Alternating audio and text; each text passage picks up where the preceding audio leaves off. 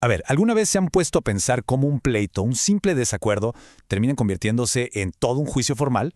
O sea, ¿cuál es esa lógica, ese caminito que transforma un problema personal en una batalla legal con todas sus reglas? Bueno, pues justo de eso vamos a hablar hoy. Vamos a meternos a las entrañas de un juicio para entender cómo es que la sociedad inventó este mecanismo para, digamos, sanar sus propias heridas. Y para arrancar, hay una idea potentísima del jurista Luis Díaz Picasso, que lo resume todo. Él decía, fíjense, el litigio es el fenómeno jurídico patológico, y el derecho es la ciencia o el arte de curar litigios.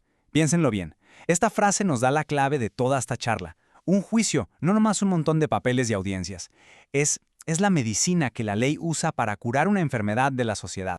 Ok, suena muy bien eso de enfermedad, pero ¿a qué nos referimos exactamente con eso? Vamos a ponerle nombre y apellido a este concepto. Bueno, pues el nombre técnico de esta enfermedad es litigio, y no es más que un conflicto de intereses que a la ley le importan. Es muy simple en realidad.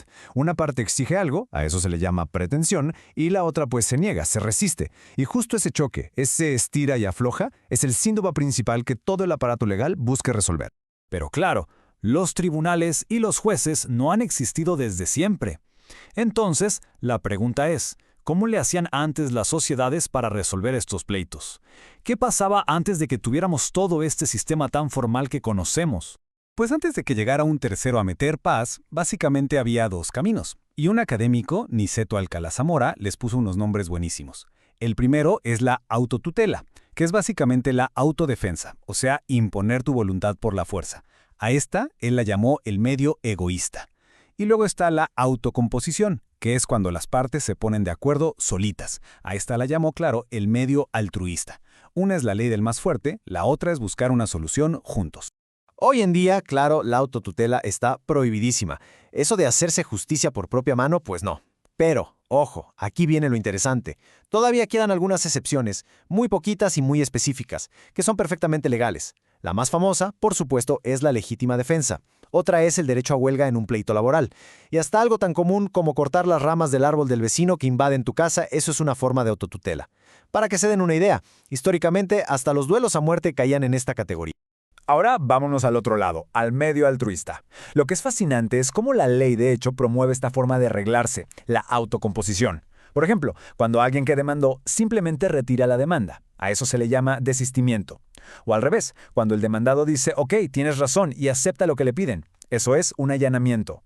El clásico acuerdo, una transacción, es el ejemplo perfecto. Incluso en temas penales, a veces el perdón de la víctima puede acabar con todo el problema. O sea, son todas estas maneras de curar el litigio sin que un juez tenga que dar el martillazo final.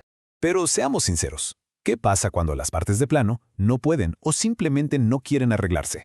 Bueno, pues es justo ahí donde la civilización dio el siguiente gran paso, traer a alguien de afuera para que decida. A esta solución se le llama heterocomposición. La palabra clave aquí es hetero, que viene del griego y significa otro. La idea es simple. Un tercero, que no tiene nada que ver en el pleito y que es imparcial, llega y pone una solución sobre la mesa. Y esa solución se tiene que acatar. Y esta heterocomposición tiene principalmente dos caras. Una es el arbitraje y la otra es la que todos ubicamos perfectamente, el proceso judicial, el juicio como tal. Y con eso llegamos a la forma, digamos, más evolucionada de resolver un conflicto, el proceso judicial. Y aquí el tercero no es un cualquiera, no. Es un juez, o sea, una autoridad que representa al Estado. Y esa es la diferencia abismal.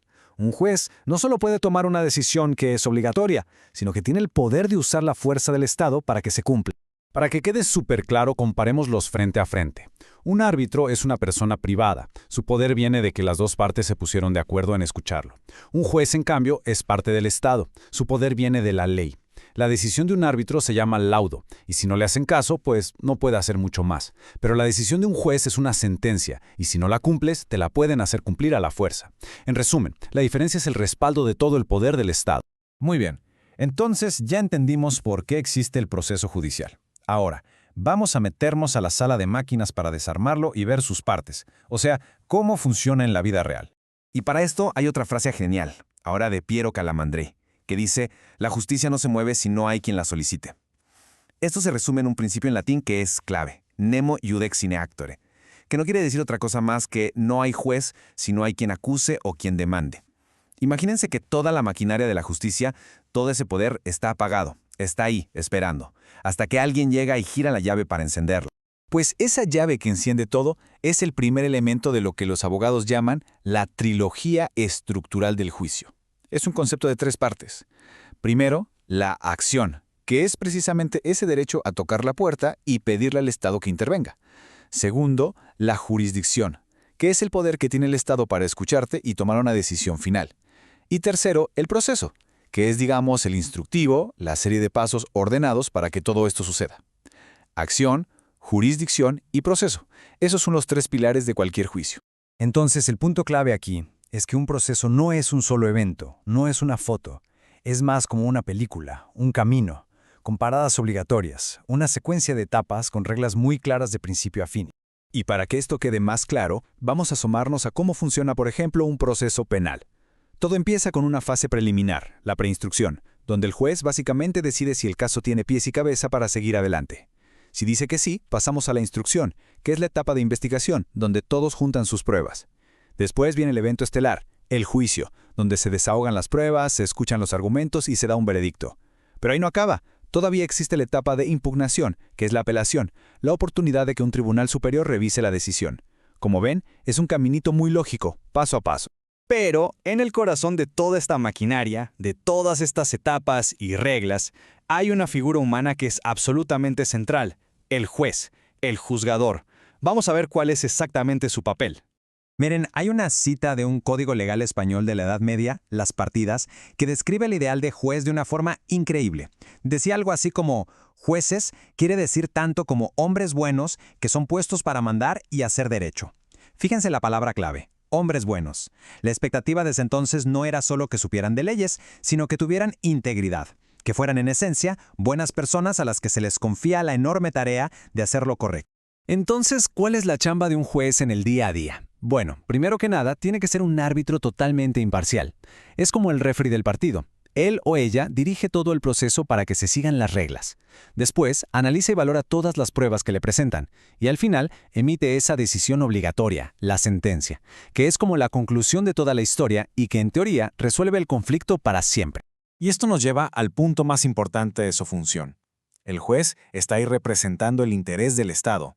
¿Y a qué le interesa al Estado? Pues no le interesa quién gana o quién pierde. Lo que le interesa es que el pleito se resuelva de forma justa y ordenada. La lealtad del juez no es con ninguna de las partes, es con las reglas del juego, con el proceso mismo. Y todo este recorrido nos deja con una pregunta final, una reflexión importante. Si aceptamos que este proceso legal es la mejor cura que hemos inventado como sociedad para nuestros conflictos, entonces el verdadero reto, el de todos los días, es ¿cómo le hacemos para mantenerlo sano, para que sea justo y sobre todo para que sea accesible para todas las personas que lo necesitan?